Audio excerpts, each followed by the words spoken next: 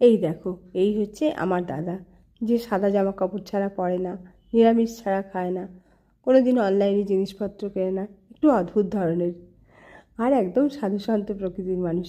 এই যে তার জন্য নিরামিষ রান্না হয়, মানে সবসময় নিরামিষই। সন্ধ্যাবেলা আমাদের বাড়িতে এলেও মাকে দেখে তারপরে এখান থেকে খেয়ে নিজের বাড়িতে চলে যাবে।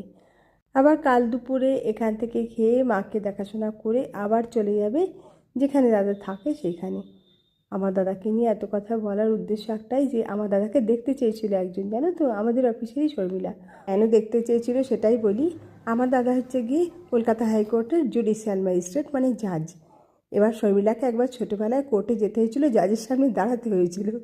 সেই থেকে ওর একটা জাজ সম্পর্কে অন্যরকম ধারণা আছে।